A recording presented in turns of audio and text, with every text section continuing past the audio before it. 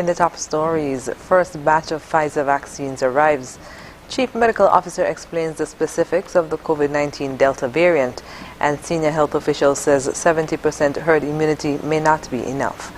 The details on these stories and more after the break. Use BioCare Lab Strong Ends products to supercharge your hair with deep lasting hydration from nature's most amazing moisturizers, raw moisturizing honey, and conditioning shea butter. These ingredients pull moisture from the hair to boost, strengthen, and restore the oldest and weakest parts of your hair, your ends, helping to keep them stronger. Wow, beautiful hair.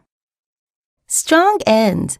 Dry, damaged, breaking hair and no hair growth? Strong ends? Whoa! I'm not cutting this hair for anything.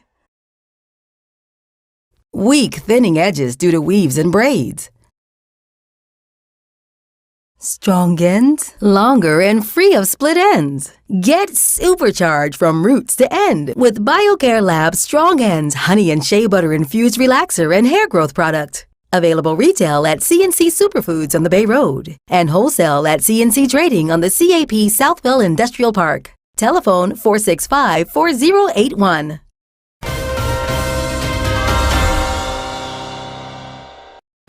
Hello and welcome to the ZIZ Channel 5 newscast. I'm Carla Barrage. The nation's efforts to curb the spread of the COVID-19 virus continued on Thursday with the arrival of the first batch of the Pfizer vaccine. More in this report.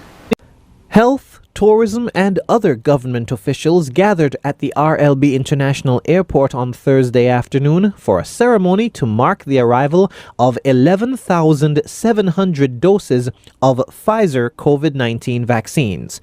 The doses were procured from the United States through a donation to CARICOM. The vaccines arrived by FedEx, and following a brief photo op, the officials took part in a brief ceremony at the Welcome Center. Among the speakers was Minister of Health, the Honorable Akila Byron Nisbet, who thanked the U.S. government for its assistance in the Federation's fight against the pandemic.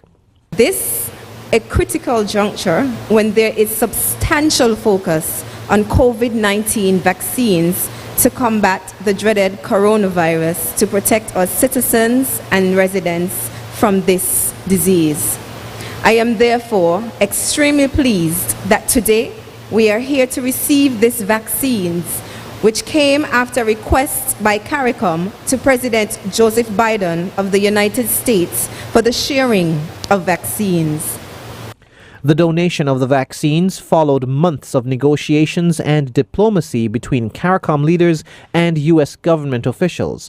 Prime Minister Dr. the Honorable Timothy Harris described those negotiations as a success.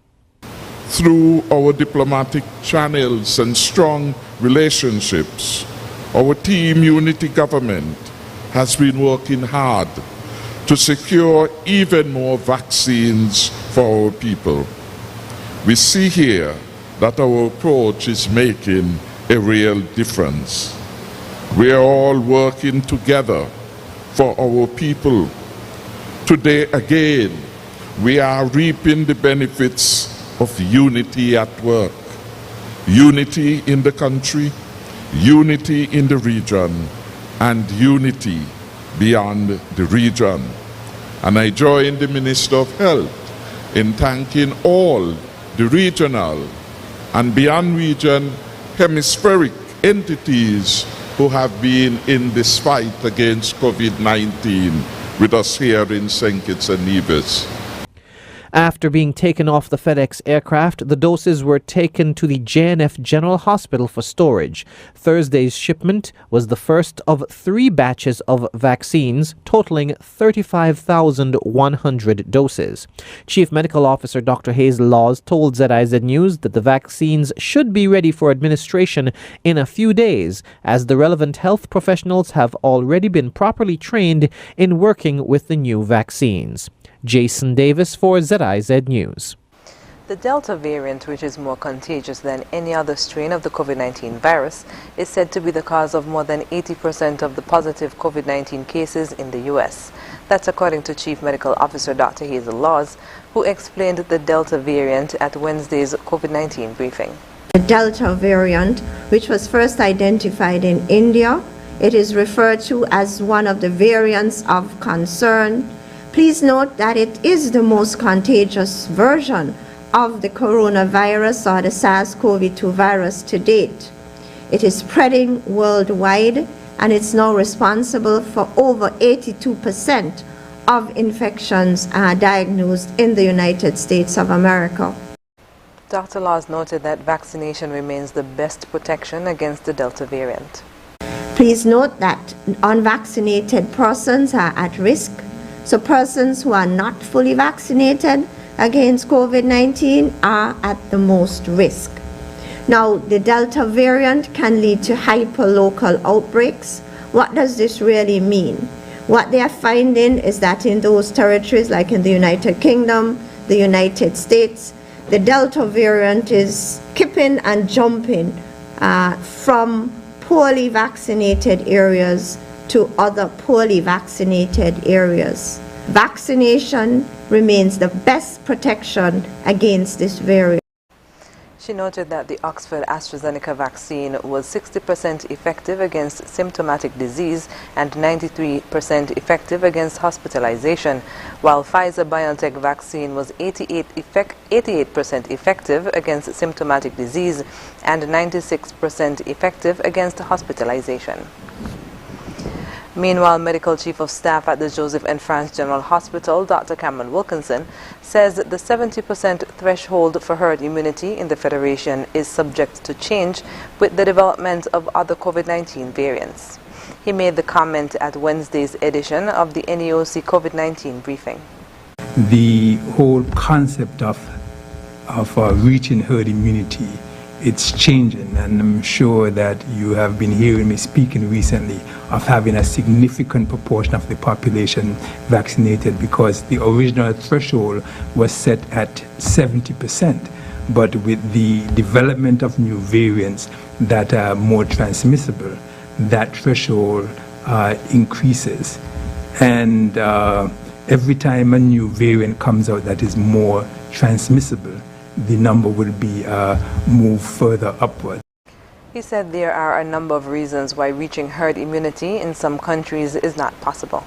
With the development of the variants, as I said, too, vaccine hesitancy, where it might be impossible for you to get to the population coverage that you want because of vaccine hesitancy, and the fact that children themselves cannot be covered.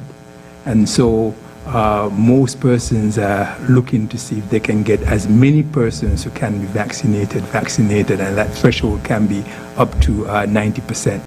Dr. Wilkinson said that they will soon start vaccinating children between the ages of 12 to 18 as well. I'm happy that we have had 70% of our adults with one shot, and hopefully we would be able to reach 70% who are fully vaccinated. We'll be starting vaccinating children between the age of 12 to 18 pretty soon. And so with a significant proportion of the population vaccinated, without speaking about herd immunity, we should be. He said even after achieving the vaccination of 70% of the population, the drive to vaccinate and the use of non-pharmaceutical measures should continue, as the virus is here to stay. After the break, Superintendent Henry discusses why curfews are still important, and environmental activities mark International Youth Day. Stay with us. Your safety and convenience are most important to us at Flow. That's why we provide many ways for you to keep your account connected, which now includes FastPay, the new convenient payment option on our website. No registration required.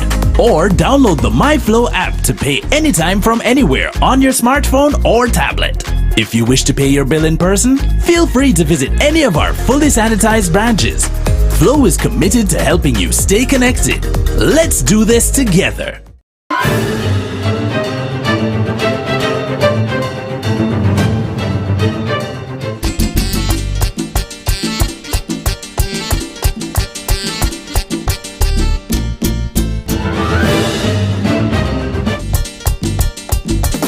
Yo! You look like the dude who was shopping at furniture and appliances. See, my friend, you look like you buy something from the Ashley Home Store. How you know? Because we get the cashback coupons and the free groceries for a year! Cashback is back! back at Horsford's Furniture and Appliances and Ashley Furniture. Shop now and get a chance to win free groceries for 1 year.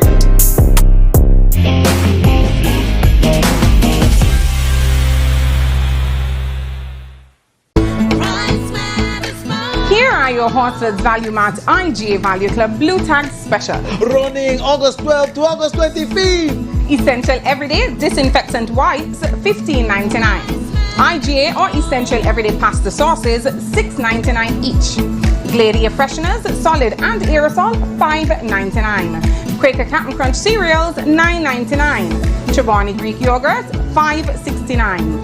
IGA or Essential Everyday Trash Bags, $14.99. And now our very low weekly value deals. IGA Essential Everyday Shredded and Chunk Cheeses, $7.99. The Colgate Toothpaste, $7.99. IGA Essential Everyday Frozen Vegetables, $5.49. Arm & Hammer deodorant, $7.99. Shop smart, shop value mart. Joan, en español. Sea listo y haga sus compras aquí a Value Mart.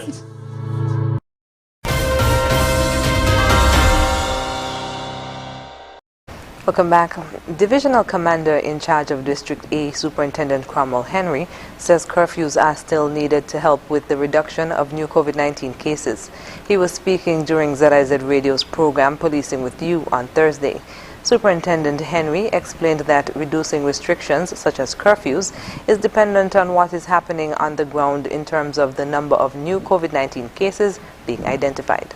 As I've said, that the easing of restrictions would be dependent on the situation on the ground, and we know we are still having new cases every day. If we see the statistics that are published, we have an average 5 new cases every day. On average, some days there are 6, some days there are none, some days there are 4, some days there are 7. So on average, we get about 5 cases daily. We have about 50 or 49 from yesterday's published statistics. We have 49 active cases, and so we cannot ignore those statistics.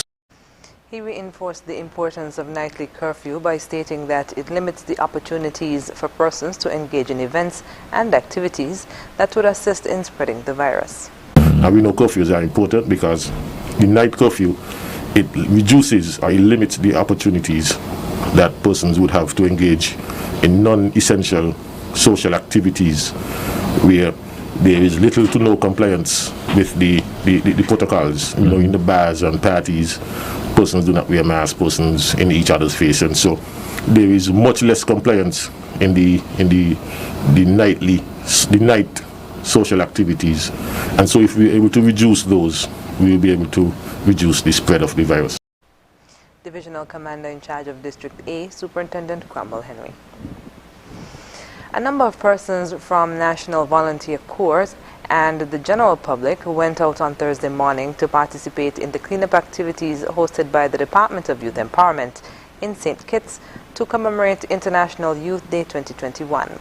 In an interview with ZIZ News, Youth Officer Stephen Gilbert explained that the activities included a beach cleanup and in-water cleanup.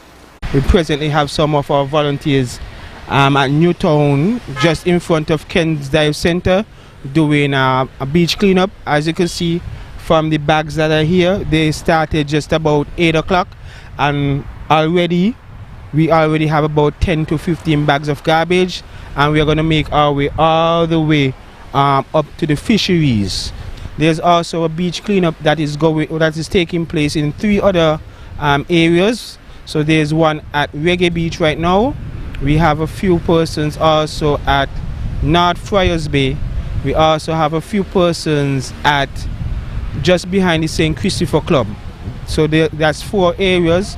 We also have another group of persons that started by the market, and they're going to make their way all the way up to the warmer.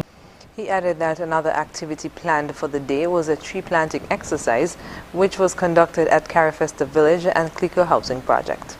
There's one other activity that we are having this morning as well. We are having a tree planting exercise, and that is directly in front of the Carifesta Housing, Carifesta Village, just in front of the Anglican Church. We have a group of persons there as well. planting trees, providing the community with some shade, some fruit and so on. We also have the members of the community there who would assist with the maintenance and the well-being of the trees. The activities were observed under the theme for this year's commemoration, Transforming Food Systems, Youth Innovation for Human and Planetary Health. 4 nationals have been inducted into the 2021 Regional Organization of Women in Leadership's Women in Politics program. According to a press release, Nishama Rattenmack, Gabriella Brantley, Taliba Byron, and Iselin Phillip have been selected in addition to 22 other women from St. Lucia, St. Vincent and the Grenadines, Antigua and Barbuda, Barbados, Dominica, and Grenada. The leadership program for young women in the Eastern Caribbean and Barbados was conceptualized in 2020 by the United States Embassy, Bridgetown, Barbados. The Regional Organization of Women in Leadership now coordinates the 2021 program with the support of the U.S. Embassy, Bridgetown, Barbados. Greater female participation in politics and leadership in the Caribbean is encouraged through active participation in sessions with leading professionals. The program begins on August 16th to September 29th and will engage participants in building a brand and finding their place in politics, developing new skills to advance their careers, diversity, inclusion, and community activism, and growing their professional network of fellow female leaders. And finally, on the local scene, students attending the Clarence Fitzroy Bryant College and the Nevis Sixth Form College who are seeking academic assistance can apply to the Support for the Advancement of Further Education, or the SAFE program. SAFE is a government initiative designed to provide financial assistance to tertiary level students. Interested persons can apply online, contact the institution in which they are enrolled in, or contact Ms. Andrea Douglas, Registry Operations Manager in the Ministry of Social and Community Development, upstairs the Antioch Baptist Church. Persons can also call 467-2675 or 662-5539 to make appointments. Applications must be submitted on or before August 31st, 2021. Coming up in regional news, COVID crisis, a priority for new St. Lucia Health Minister. The details when we come back.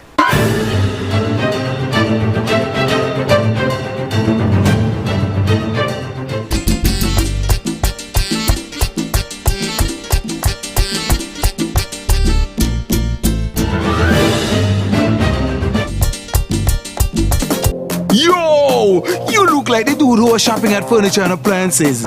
See, my friend, you look like you buy something from the Ashley Home Store. How you know? Because we get the cashback coupons and the free groceries for a year! Cashback is back at Horsford's Furniture and Appliances and Ashley Furniture. Shop now and get a chance to win free groceries for 1 year.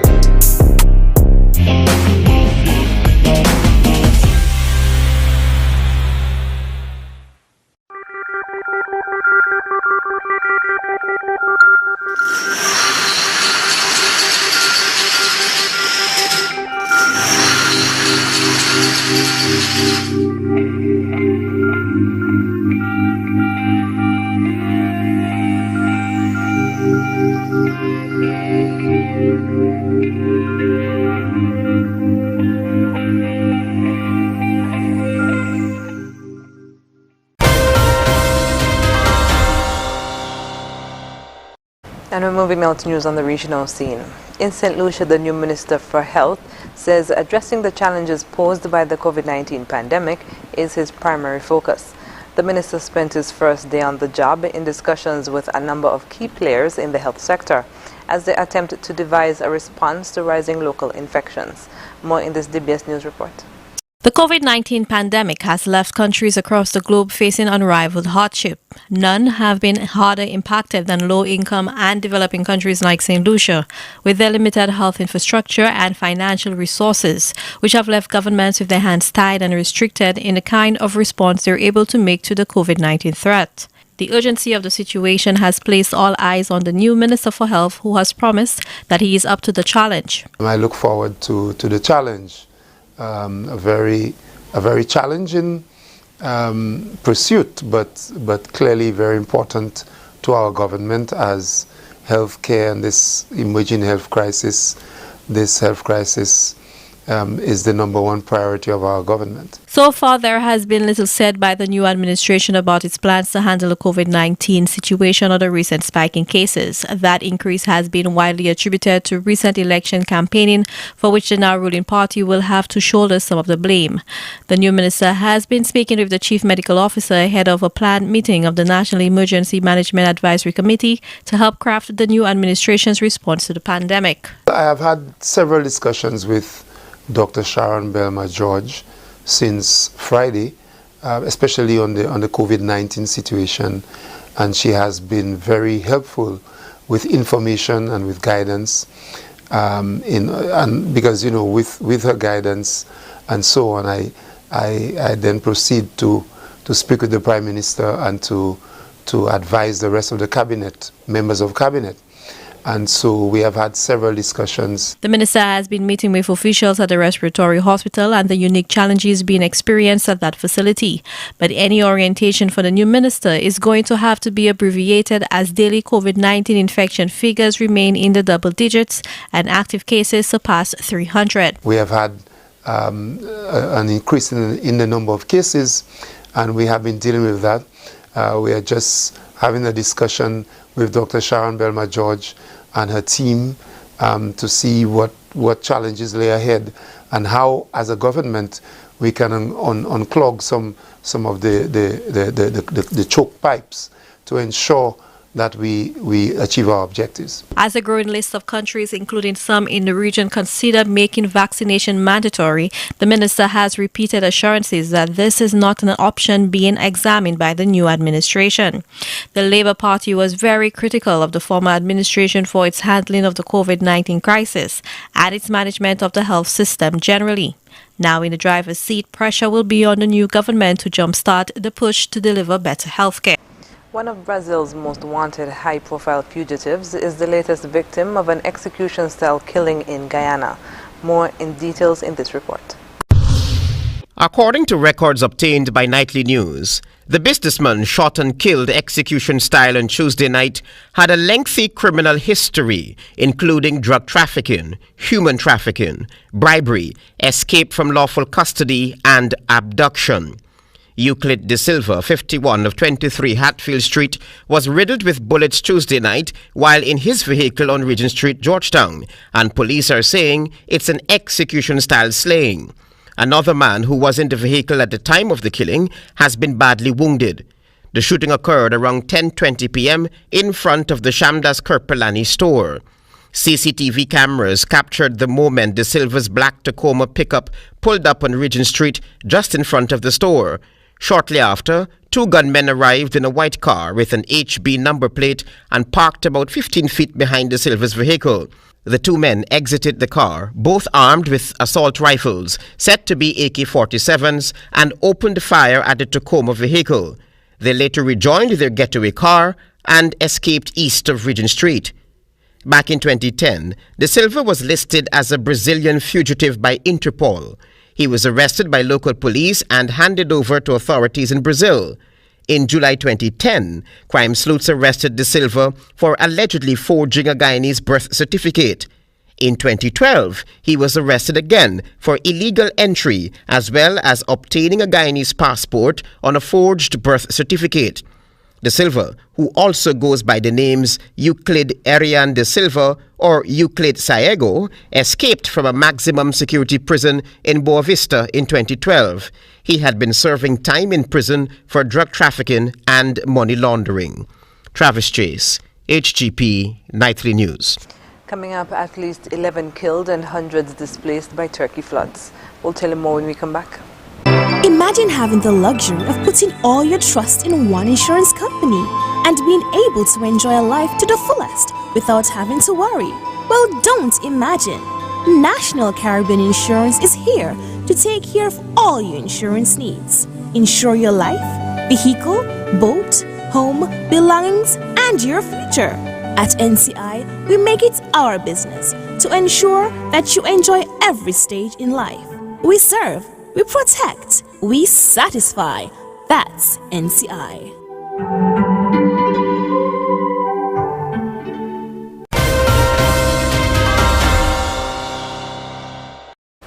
Welcome back. A new wave of floods and landslides has swept through Turkey's northern Black Sea region. At least 11 people have died, while hundreds of others have been forced to leave their homes. More in this report. Turkey is still battling natural disasters. Its south was on fire for weeks. Now the north is underwater. A two-day downpour has taken hold of the Black Sea region, a month after floods and landslides killed 6 people in the area. Almost a dozen people have now been forced from their homes. We couldn't understand what was happening. It came in a rush, took everything and went away. Now we don't have any belongings or anything. Flood waters swept away vehicles and wrecked many homes and businesses. Search and rescue crews were immediately sent to help the stranded. But some of them were hampered by roads and bridges that had already collapsed.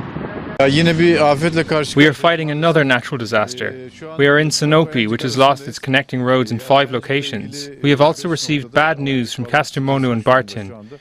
We are trying intensely to open the roads. The worst hit province is Kastamonu, where several people were killed. A woman in nearby Bartın is also reported missing. Rescue helicopters now try to succeed, where land vehicles have failed. But the meteorologists have warned the region to brace for more rainfall. Right now, nature's wrath is felt all over Turkey, and more so by those who have lost everything. Resul Serdar, Al Jazeera, Istanbul. At least 69 people have been killed in wildfires across Algeria as the country commences 3 days of mourning. Relief operations are already underway, with residents teaming up with charity organizations to aid the injured and the hundreds of families left homeless. Al Jazeera's Gillian Wolfe has more on the story. As Algeria continues to battle these raging wildfires, an all-out operation is underway on the ground and from the skies. We are watching the fire to try to prevent it from spreading further, but it seems to be impossible, and now it reached our zone. Emergency crews and villagers are doing everything they can with what little they have. Using buckets of water, hoses and branches, the desperation is clear as people race to save more homes from burning to the ground and prevent further loss of life. People have died, schools and houses have burned down. The villagers have left their homes to take refuge in communal halls. The hardest hit area is the mountainous region of Kabylie, east of the Algerian capital. As many as 18 provinces in total are affected. There is a lot of damage. Some have lost their homes, lots of things. Nature will not recover soon. Given that the people here live off their olive groves, this is only the beginning of the disaster. The government has deployed the army, but dozens of soldiers were among those who died during a rescue operation, and the government is now calling for international help. The European Union is lending its planes that were used to battle the wildfires in Greece. Algeria's prime minister has visited Tizi Ouzou, one of the affected regions, announcing the president's plans to compensate those who have been affected, as the country enters 3 days of national mourning.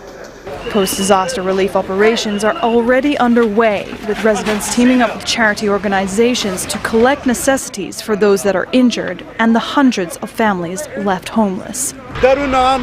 We responded to an announcement asking to collect donations and medicines, and that's what we did. But I make here another urgent announcement to all pharmacies in Algeria. We need medicine.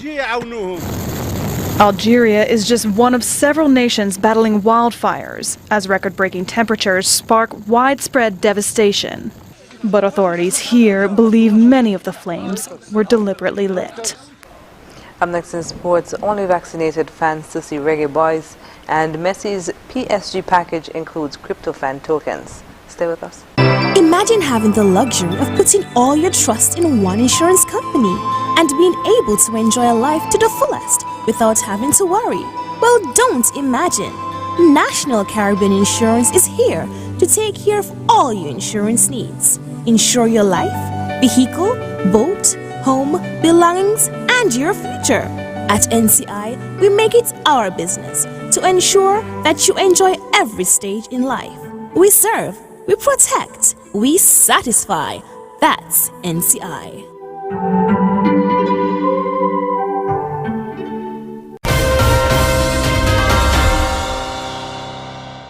Up in sports, the Jamaica Football Federation has announced that only vaccinated fans might be allowed to see the Reggae Boys play next month during the World Cup qualifiers. Here's more. In less than a month's time, World Cup qualifiers will return to Jamaica, but it will come at a time when it will be far from being business as usual. The starving football public will be hoping to get a chance to see and support the Reggae Boys on their quest for World Cup glory in Qatar 2022. But it could take more than just a ticket to see the action live, as the JFF have included in their protocol list to government a request for 12,000 vaccinated fans at the venue. Media personnel, vaccinated or unvaccinated, must provide a negative COVID test result not older than 72 hours before match day. That is something that is under consideration. It's the best scenario, as I said, to protect not only the players but to protect the country. We want persons to enjoy and support in a very safe environment. If it means that only vaccinated persons are admitted or will get the go-ahead or the approval for, then it's something that we will accept. But asking for vaccinated fans could only run the JFF into problems, as they're not sure how many of the 4.5% of vaccinated Jamaicans are football fans. We understand that it is a personal choice by everyone whether or not they'll take the vaccination. We will encourage it. Myself, I'm vaccinated, but that is not something that I can force on even my children. But based upon what we see, benefits far outweighs the risk. And as the JFF awaits a reply from government, General Secretary Dalton Wynn says they are 75% ahead of the September 5 encounter against Panama. That ought to be done and given to FIFA CONCACAF within a specified time. Feeling that then we will not be able to host the games here, but we are positive based upon the discussion we have been having with the government that we will get the go-ahead to play our games here. The government must also give a special approval to the visiting teams who would not be able to go through a quarantine period. As you know, teams coming into the country will require to get a waiver in terms of quarantine. So those are some of the things that is being looked at by the government, and the fact that the game will be held within a pandemic. There are certain things that needs to be done at the stadium, at the venues, that needs to be sanctioned by the government, and so those processes have started, and hopefully we'll get some quick answers and the requirements. The National Stadium is set to host all local games, but it must meet and pass all the COVID protocol requirements. Soccer star Lionel Messi's signing on fee at Paris Saint-Germain includes some of the French club's cryptocurrency fan tokens in the latest big-name endorsement of new digital assets. Here's more. Lionel Messi has received a warm welcome to Paris Saint-Germain. Thousands of screaming fans, a brand new jersey, and a payment in cryptocurrency fan tokens in his sign-on package, according to a source close to the matter. PSG didn't reveal what percentage of the deal comprised of tokens, but confirmed the former Barca player had received, quote, a large number, providing another big-name endorsement for new digital assets. So what exactly are fan tokens? They are essentially just like other digital currencies, but holders can vote on mostly minor decisions related to their clubs. Among the clubs to launch tokens this year are English Premier League champions Manchester City and Italy's AC Milan. Fan tokens can be traded on exchanges. And they're also similar to Bitcoin and other digital currencies in their tendency for wild price swings, often with little connection to on-field performance or results. That has led some financial regulators to issue warnings to investors. PSG said there had been a high volume of trading of its fan tokens after reports of Messi's move to the club. The club's token, which has a market capitalization of about $52 million, soared over 130% in just 5 days amid speculation over Messi's arrival, to an all-time high of over $60. And that's it for sports. When we come back, we'll have another look at the stories that made the headlines. The Prime Minister of St. Kitts and Nevis, Dr. the Honourable Timothy Harris, wants to alert the public about fake Facebook and social media accounts that are circulating. These sites may look genuine, but they're not. These fake sites may use the Prime Minister's photo and name, but their only intention is to spread misinformation through false and scandalous information. Some of these pages are scams and will attempt to dupe you out of money. Do not trust them. You can find the real Prime Minister Harris on Facebook, Twitter, and Instagram by searching for his official handle, which is @PMHarrisKN. Facebook, Twitter, and Instagram pages that claim to be the Prime Minister's but do not have PM Harris KN right after the /, are fake accounts. These should be reported to the respective social media sites. You can also report fake social media accounts to presssec@gov.kn. That's PRESSEC@gov.kn. Facebook has verified Prime Minister Harris's official page by placing a white check mark inside a blue circle next to the Prime Minister's name, Dr. the Honourable Timothy Harris. This blue circle appears just above @PMHarrisKN. Also, be alert. If the person claiming to be either the Prime Minister or another government official asks you for money through instant messenger, direct message, or any other means, this is a scam and not a real charity. This public service announcement was produced in order to help you be an informed social media user. Protect yourself and help spread the message.